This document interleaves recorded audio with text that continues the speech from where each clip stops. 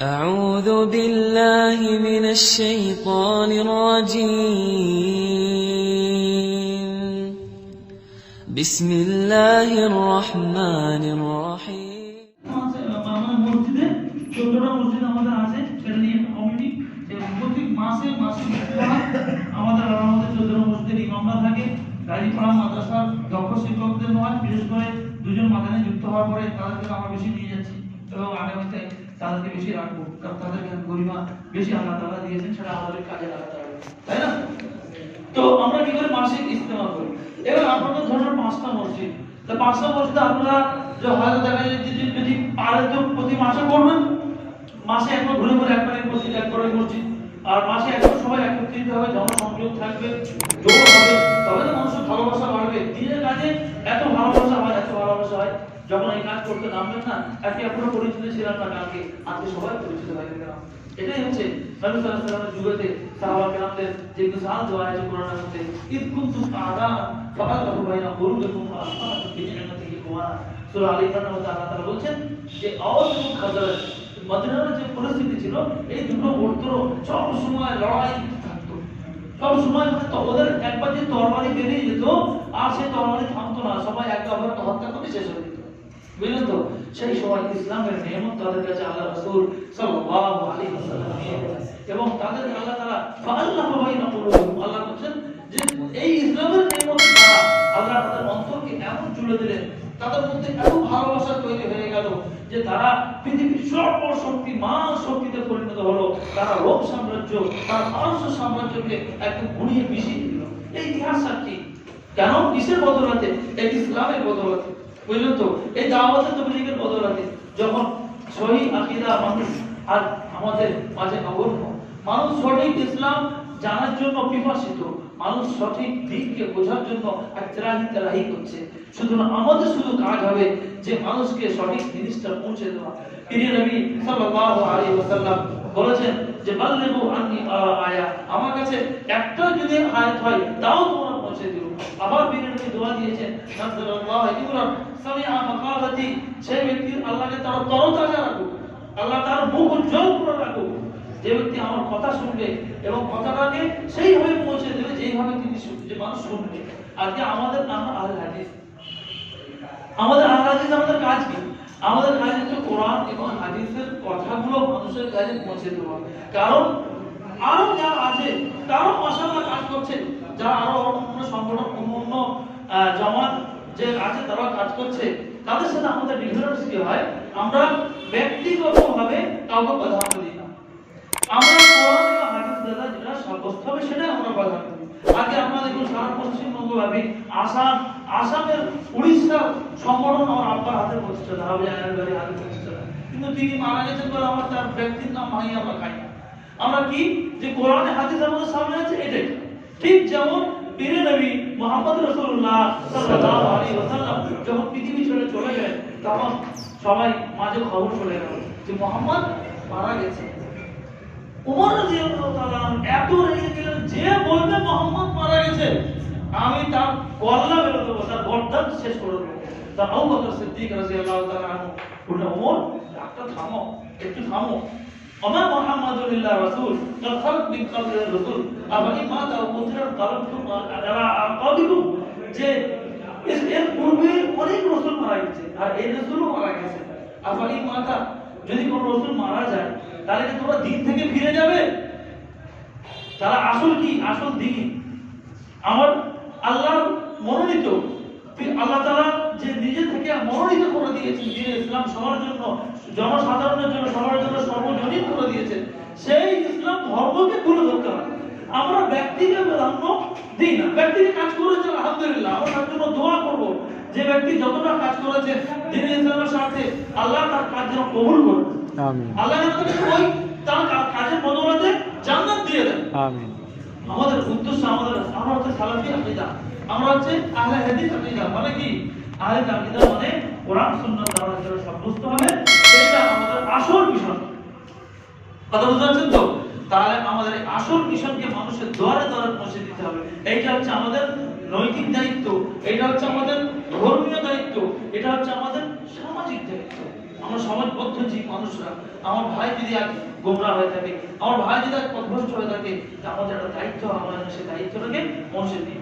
কাল কিয়ামতের ময়দানে যেন এই অবকাশ না থাকে, আল্লাহ বলবে যেন তুমি একা জান্নাত দিয়ে ধান্দা করেছিলে, তোমার ভাইটাকে একবার বোঝাতে পারলে না। এই যেন অবকাশ না থেকে আমরা যেন আল্লাহকে মুখ খুলিয়ে বলতে পারি, আল্লাহ ও আমার ভাই আমার পাশে ছিল, আমার মসজিদের পাশে লোক ছিল, ওরা বিদাত করছিল, ওরা শিরক করছিল, আমরা আমাদের মসজিদের তরফ থেকে ইজতেমা করে আমরা আমাদের মসজিদের তরফ থেকে তোমার বাণী ওদেরকে পৌঁছে দিয়েছি, ওরা যদি না মানে আমার কি করার আছে? কারণ তিনি নবী মুহাম্মদ রাসূলুল্লাহ সাল্লাল্লাহু আলাইহি ওয়াসাল্লামকে দায়িত্ব কি দেওয়া হয়েছিল জানেন? ফাযাক্কির ইন্নামা আনতা মুযাক্কির, যে আপনি উপদেশ করুন, আর যদি উপদেশ কাজ করে তাহলে ভালো কথা, তারা যদি গ্রহণ করে ভালো কথা। লাস্তা আলাইহিম বিমুসাইতির, আপনি দায়িত্ববান নন যে তাদেরকে মানিয়ে ছাড়তে হবে না, আপনার দায়িত্ব কি খালি পৌঁছে দেওয়া। ওমা আলাইনা ইল্লাল বালাগ, আপনারা বলে না, এটা তো আমরা নবী করিম সাল্লাল্লাহু আলাইহি ওয়াসাল্লাম শিখেছি।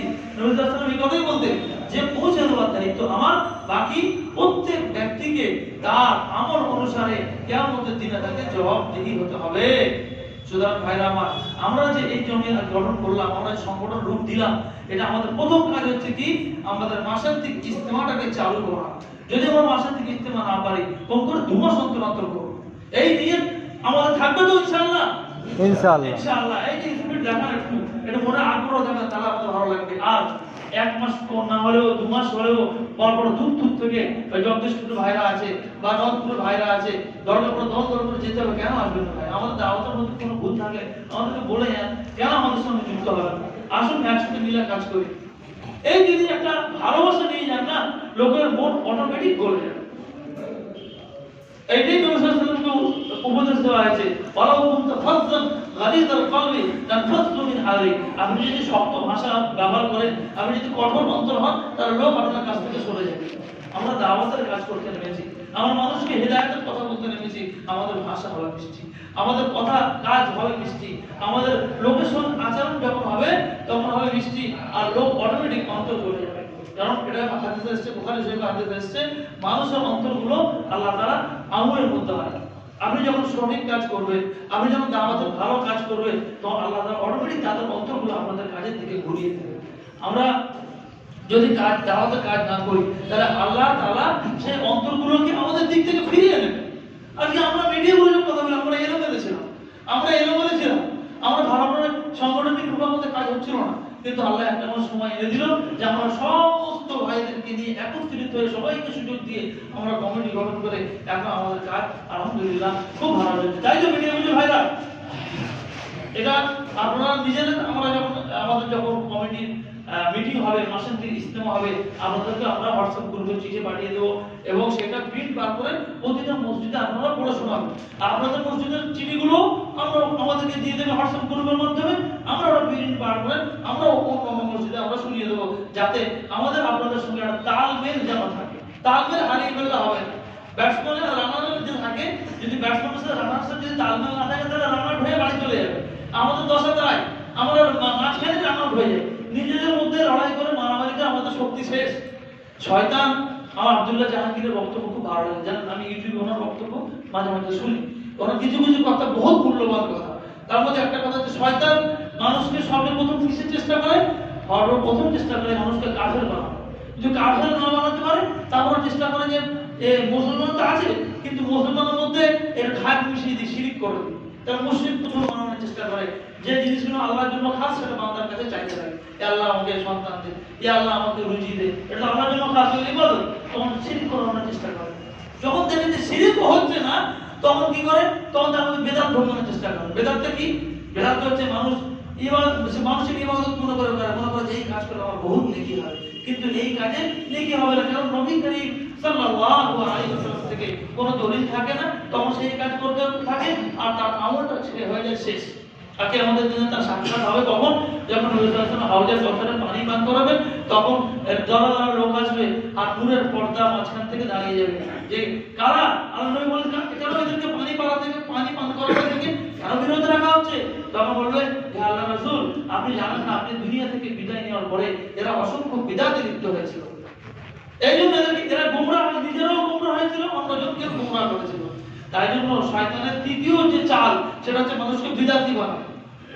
এইবার তৃতীয় চাল দেখা যাচ্ছে যে পাক্কা হেরে দিচ্ছে, এর কাছে না শিরিক কুফর ঘাসবে, না শিরিক আসবে, আর না বিদআত আসবে, তাহলে কি করবে কে? একে একটা মারাত্মক জিনিস আঁকড়াবে, কি সেটা হচ্ছে কি এই দলবাজি। এই দলবাজিতে মানে ওর দল ও এর দল, আরে বাবা কি মুশকিল, এটাই তো হচ্ছে শয়তান যে আল্লাহ তাআলার কাছে ওয়াদা করেছিল যে যখন জান্নাত থেকে শয়তানকে বিতাড়িত করা হয় তখন শয়তান একটা কথা বলেছিল, লা উদান্না লাহুম সিরাতাকাল মুস্তাকিম, যে আমি হে আল্লাহ আমি তোমার সোজা পথে বসবো, যে দ্বীনের পথ, যে দাওয়াতের পথ, সেই পথে বসে মানুষকে বাধা দেবো। এই কথা শয়তান বলেনি যে মদের দোকানে গিয়ে বাধা দেবো, এই কথা শয়তান বলেনি যে আমি সেই ব্যভিচার খানাতে গিয়ে বাধা দেবো, এই কথা শয়তান বলেনি। ওরা হয়তো জানে ও তো গোমরা হয়ে আছে।